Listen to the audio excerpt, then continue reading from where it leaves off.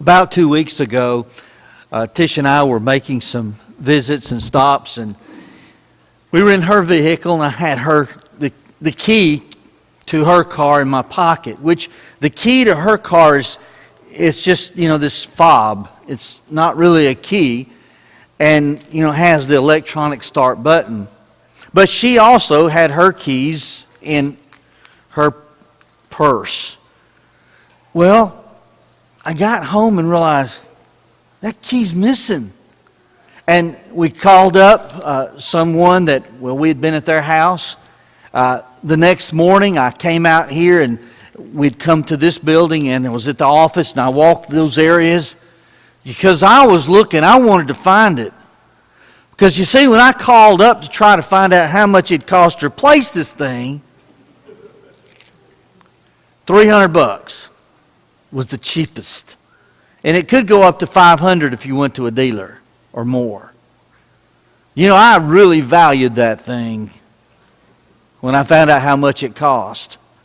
The story ends well. Tish said, well, did you check, you moved the car out front, did you check our driveway and the street? And I thought I'd had it after that point, but I said, well, I'm going to go check.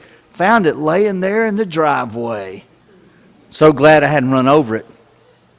But I valued that key. But in this key, you see, it's to the car I drive, and I found out about the cheapest I can get one made for it is, 25, went to dealer, probably 60 or more, because it's got a chip in it embedded. And then this one to the truck, it's just only like $2. Oh, for the $2 key.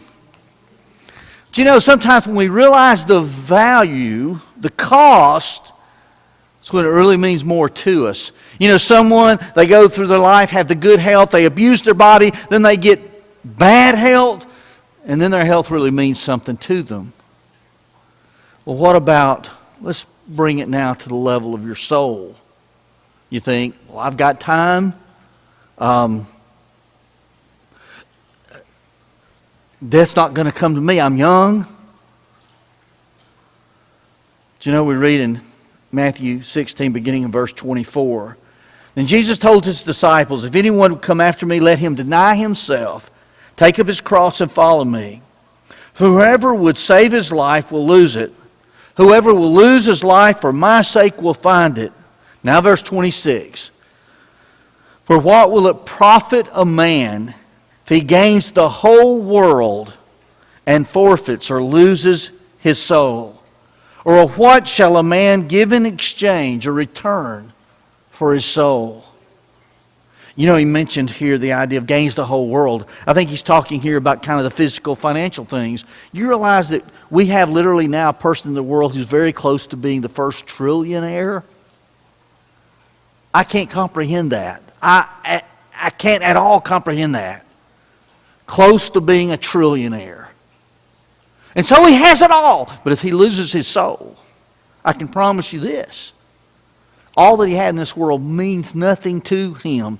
You read the story of the rich man and Lazarus, and when you find Lazarus in Hades in torment, and he lifts up his eyes, you can be sure of this. All that he had here on earth at that point means nothing to him. His soul means everything.